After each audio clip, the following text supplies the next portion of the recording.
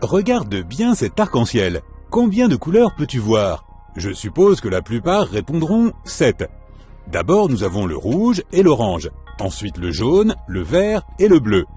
Et pour couronner le tout, l'indigo et le violet.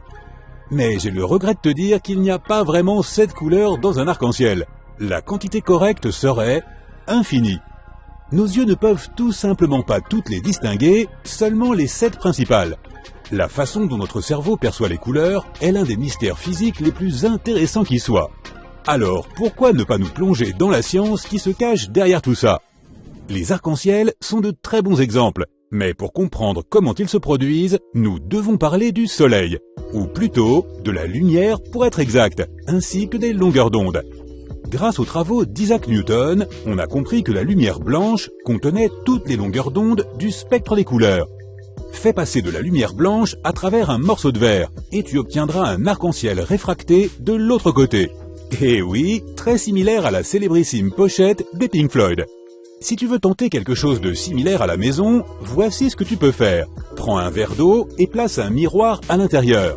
Maintenant, prends une lampe de poche et dirige-la vers le miroir en diagonale. La lumière blanche de la lampe de poche va frapper le miroir, se réfracter et se disperser dans les 7 couleurs de l'arc-en-ciel. Si tu regardes le plafond, tu verras probablement un arc-en-ciel qui vient de se former là. L'expérience d'Isaac Newton a prouvé qu'une couleur n'était qu'une longueur d'onde du rayonnement électromagnétique. Est-ce que je viens de compliquer encore plus les choses au lieu de les clarifier? Ces grands mots peuvent sembler intimidants, mais le concept est en fait très simple. Par exemple, les ondes radio sont un autre exemple de rayonnement électromagnétique. Les rayons X, évidemment, en sont un aussi. Nos yeux ne peuvent tout simplement pas percevoir la longueur d'onde de ces phénomènes. Imagine que tu puisses voir les ondes radio circuler pendant que tu essaies de travailler. Il n'est pas plus mal que nous ne puissions pas tout voir, ça c'est sûr. Mais nos yeux peuvent percevoir, et perçoivent effectivement, les longueurs d'onde des couleurs. Par exemple, le violet a la plus petite longueur d'onde, environ 380 nanomètres. Et le rouge a la longueur d'onde la plus longue de toutes, jusqu'à 740 nanomètres. Pourtant, si c'était aussi simple, les illusions d'optique ne seraient pas vraiment possibles. Nos yeux nous jouent des tours et nous font voir les choses différemment de ce qu'elles sont en réalité. On se souvient tous de la controverse de la robe bleue contre la robe blanche, n'est-ce pas? Jette un coup d'œil à cette image. On dirait qu'il y a un carré en mouvement qui change de couleur, non? Quelle nuance vois-tu? Du gris, puis du rose? On pourrait le croire. Mais en réalité, le carré ne change pas du tout de couleur. Le créateur de cette illusion est le psychologue et artiste japonais Akiyoshi Kitaoka. Selon lui, ce que nous percevons comme des couleurs différentes est notre cerveau qui essaie de prédire la couleur du carré par rapport à son environnement. Passons rapidement en revue l'anatomie de nos yeux. Au fond de ton œil, dans la rétine, se trouvent des cellules photoréceptrices spéciales appelées les cônes. Ces cônes sont ceux qui absorbent les photons, de minuscules particules de lumière. Ce processus ne nous aide à voir les choses que parce que ces cônes envoient des impulsions électriques dans nos nerfs optiques, lesquels sont une extension de notre système nerveux. Tu sais, ce réseau de neurones en forme d'araignée qui communiquent entre eux électriquement et font que nous, les humains, vivons, respirons et pensons. Maintenant, j'ai mentionné qu'il y avait une infinité de couleurs dans le spectre lumineux, n'est-ce pas? Mais les gens ne disposent pas d'une quantité infinie de cônes différents pour percevoir toutes ces nuances uniques. Nous percevons les couleurs à l'aide de seulement 3 types de cônes différents. Voici comment cela fonctionne. Chaque cône est chargé d'absorber différentes longueurs d'onde de la lumière. Comme 3 frangins qui auraient décidé de travailler ensemble, chacun est responsable de sa propre fonction visuelle. Un cône est chargé des plus grandes longueurs d'onde. Il est donc connu sous le nom de cône R. Ce petit gars est sensible aux couleurs les plus rougeâtres du spectre, y compris le jaune, un peu de vert et pas de bleu du tout. Cela signifie que si tu te trouves dans la jungle et que tu admires un perroquet, le cône R t'aidera à voir l'essentiel de l'oiseau. Mais il aura besoin d'un peu d'aide de son frère B. B est celui qui est sensible aux longueurs d'onde plus courtes, c'est-à-dire la partie bleutée du spectre. Avec V, le 3e cône, tes yeux et ton cerveau percevront toutes les couleurs de ce haras. Certaines personnes sont nées avec moins de 3 cônes. C'est ce que l'on appelle le daltonisme.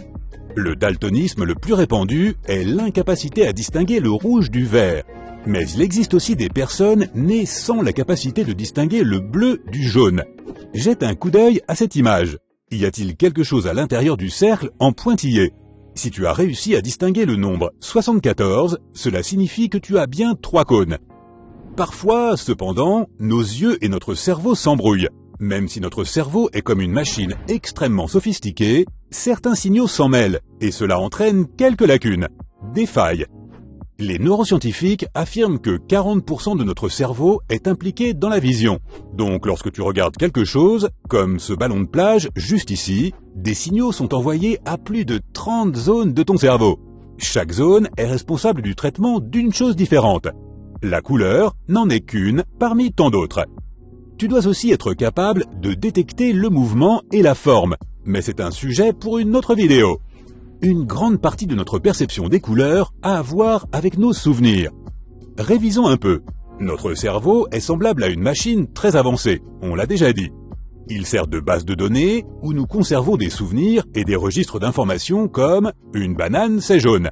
Et c'est bien le cas. Yep, pourquoi est-ce que je te raconte tout ça? Parce qu'habituellement, nous voyons les choses sous un éclairage qui peut varier. Par exemple, jette un coup d'œil à cette photo studio d'une banane. Maintenant, regarde cette banane au crépuscule, lorsque l'éclairage est faible. La banane change de couleur, mais nous la percevons comme jaune, parce que nous nous souvenons qu'une banane, c'est jaune. L'éclairage est probablement la raison pour laquelle certaines personnes ont perçu cette fameuse robe comme blanche, alors que d'autres l'ont perçue comme bleue. Voyons toute la science qui se cache derrière cela. Pascal Wallich, un neuroscientifique de l'Université de New York, a mené une enquête en ligne auprès de 13 000 personnes pour tenter de percer le mystère de la robe blanche et de la robe bleue. Et il a découvert quelque chose de surprenant. L'étude a montré que la différence entre les deux groupes de personnes était liée à l'heure à laquelle elles s'endormaient et se réveillaient. Les noctambules, à savoir les gens qui aiment s'endormir et se réveiller tard, étaient plus susceptibles de percevoir la robe comme étant bleue et noire. Alors que les lève-tôt, pour leur part, étaient plus susceptibles de présumer qu'elle était blanche et or. En quoi ces choses sont-elles liées, pourrais-tu te demander? Les lève-tôt sont des personnes qui passent plus de temps à la lumière du jour que les couche-tard. Ainsi, lorsqu'ils regardent cette vidéo mal éclairée, ils l'aperçoivent de la manière dont ils ont l'habitude de voir les choses au quotidien. Dans ce cas précis, ils ont davantage l'habitude de voir des choses baignées par la lumière du soleil et supposent donc que c'est ce qui éclaire la robe. Par conséquent, ils perçoivent la robe comme étant blanche et or. La même chose se produit avec ceux qui l'aperçoivent comme bleue et noire. La principale différence étant que ces gens sont habitués à la lumière artificielle, puisque la plupart de leurs heures d'éveil se déroulent pendant la nuit. C'est fou, non? Nous avons évoqué beaucoup de concepts complexes aujourd'hui. Mais cela explique-t-il pourquoi une pomme est souvent rouge et une orange orange? Eh bien, si tu es capable de percevoir une pomme comme étant rouge ou un raisin comme violet, c'est parce que cette couleur est la seule qui est réfléchie par l'objet. Cela se passe comme suit. La lumière blanche, qui contient toutes les couleurs, frappe une pomme. La pomme absorbe toutes les longueurs d'onde des couleurs, sauf le rouge. On dit que la pomme réfléchit la couleur rouge. Elle la renvoie vers l'extérieur et c'est ce que nos yeux perçoivent.